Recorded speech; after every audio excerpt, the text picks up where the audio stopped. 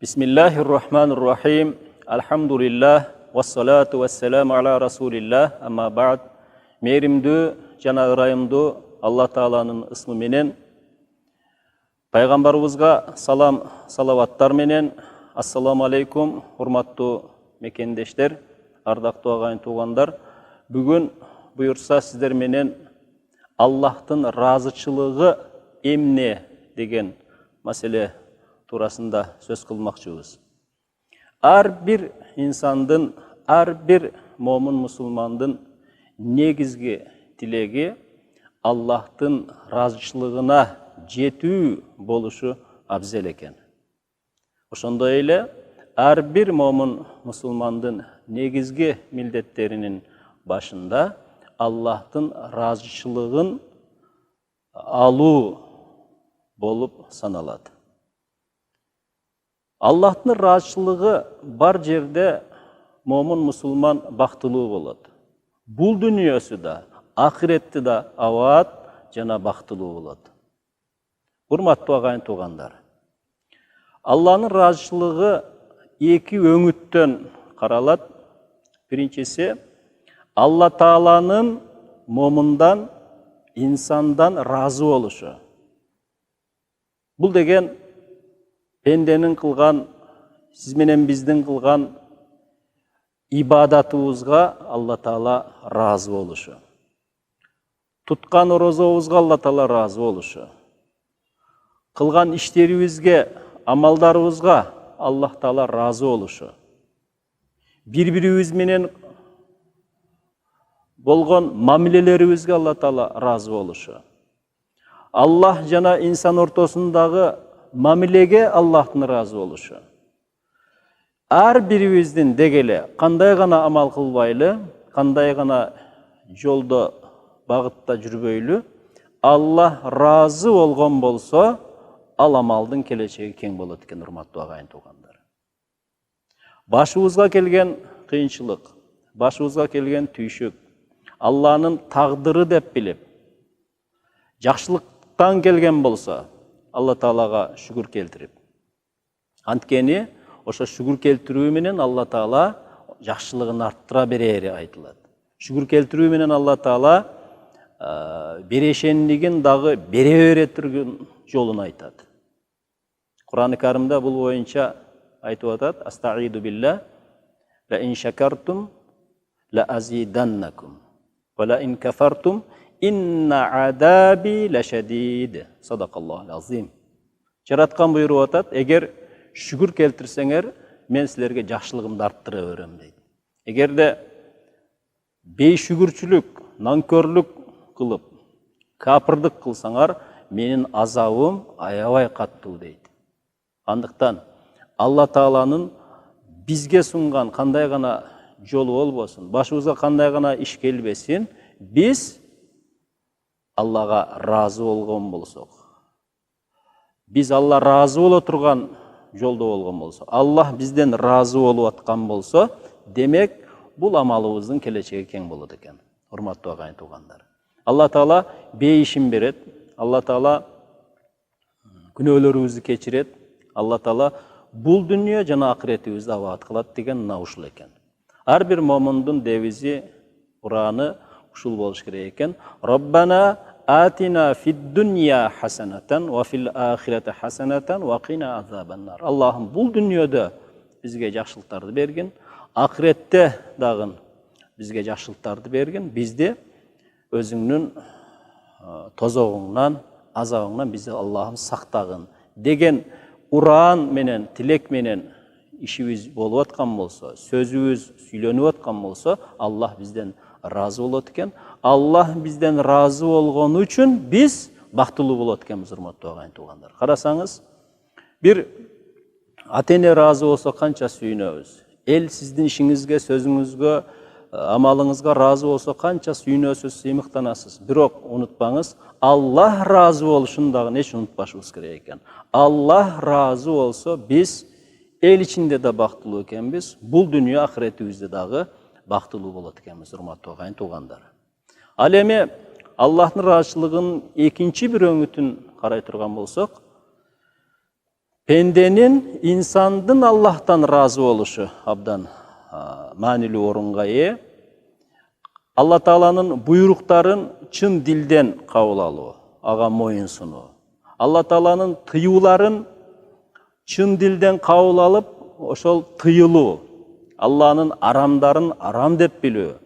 Anın adal kılgandарын adal dep işke aşırуу. Allah Taala bizge kanday başыбызга, бешенебизге жазган нерсе başыбызга келгенде, biz aga razı olup, жақшылық болгондо шүгүр келтирип, түйшүк болгондо, момундай апаат, кыйынчылык болгондо, Аллахым бул да сенден. Сенин сыноң, акыреттеги сыноң мындан да оор. Аллахым бул дүнүйөдө сыноңду берсең, бул дүнүйөдө сенин сыноңдон мен эсен аман, сабыр менен, бардык себептерин издөө менен, sen üçün, senin rahatçılığında küröş менен бул сыноодон өтүп кетейин деген тилегибиз болуш керек экен. Урматтуу агайын туугандар, дүнүйө жүзү оор апаат, кыйынчылыктарды башынан өткөрүп атат, күрөш болуп атат, амандык үчүн күрөш болуп атат. Мына ушул күрөштө биз, бул да бир сыноо, биз келген сыноого татыктуу Алланын раатчылыгы менен биз ага разы болуп, анын бергенине разы болуп, каниет менен, сабыр менен чыгып кетиш биз үчүн абдан маанилүү экен. Көрүңүз, момун мусулманга жакшылык келсе, шүгүр кылып Алланын раатчылыгын алып атат. Кыйынчылык, түйшүк, апаат келсе, ага сабыр, каниет менен, себептерин таап күрөшүү менен, себептерине токтолуп коелу, урматтуу агайын туугандар. Ар бир инсан өзүнө таандык болгон аракетин кылыш керек экен. Кур'ан-ы Каримдин башка бир аятында айтылат: "Астаиду билла ва ан лайса лил инсани илля ма саа." Инсанга ошол башына келгенин гана өзүрүн көрөт. Өзүнүн аракетинин гана өзүрүн көрөт. Демек биз жакшы дил менен, тил менен, дуа менен, тилек менен, жана иш аракет менен, амал менен, жасоо менен аракет кылсак, Алла Таала сөзсүз бизге разы болот экен, биз ага разы болот экенбиз, урматтуу агайын туугандар. Иншалла, мына ошондой биримдик менен, ошондой бир аракет менен бул күндөрдөн да адамзат кутулат. Бул кыйынчылык апааттан дагы жалпы момун мусулмандар, Кыргызстан элибиз чыгып кетет. Болгону кандай чыгабыз? Алла разы болгон, биз Аллахтан разы болгон абалда чыгуу бул бактылуулук экен. Аллага наразы болгон, элге наразы болгон, бири-бирибизге наразы болуп чыкпастан, кайра биримдигибиз, ынтымагыбыз, мээримдүүлүгүбүз, ыймандуулугубуз менен чыгып кетүүбүз сыноо бул абдан маанилүү экен. Сулайман алейхиссалам улуу пайгамбарлардын бири, куштардын тилин билген, жиндердин тилин билген, курт кумурскалардын тилин билген, ушундай мужизасы, керемети бар пайгамбар болгон.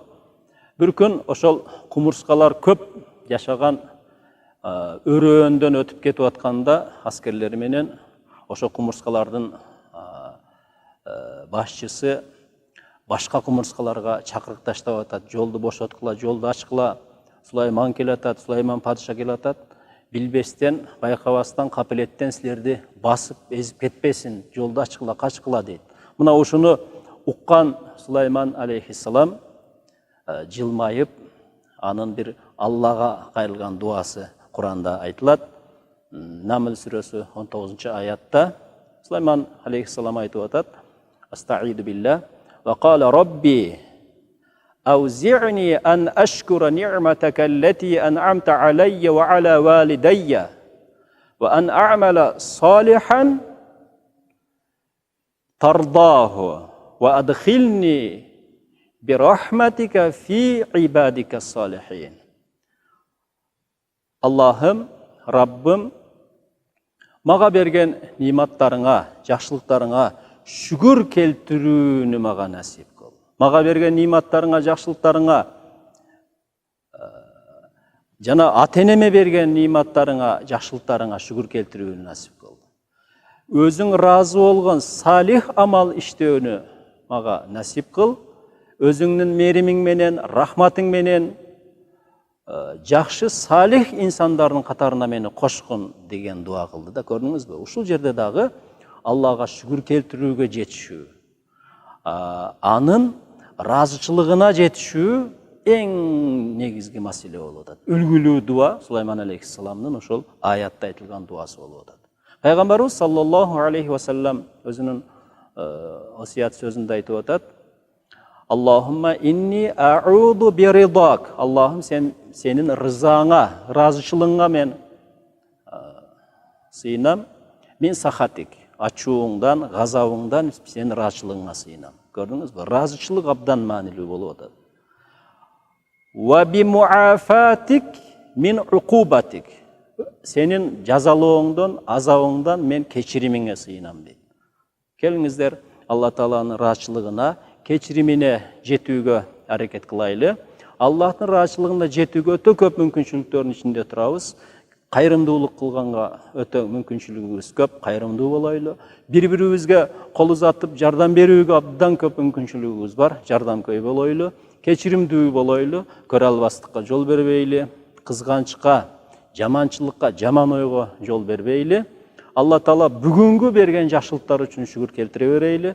Бүгүнгү аманчылыгы үчүн шүгүр келтирип, Аллахтын бергенине разы болуп, ал көрсөткөн жолдо күрөшүүбүздү уланта берсек, Алла Таала иншалла ар кандай кыйынчылыктардан чыгарат, жакшылыктарын көп берет, кыйынчылыктарынан, оору сыркоодон Алла Таалам шыпасы менен дагы бизди алып чыгып кетет иншалла. Аракет бизден, берекет Алладан, жардам Аллах Тааладан. Оорубаңыздар. Ар бириңиздерге Алланын ыраазычылыгы болсун. Ар бирибизге Алла Таалам разы болгон болсун. Ассаламу алейкум ва рахматуллахи ва баракатуху.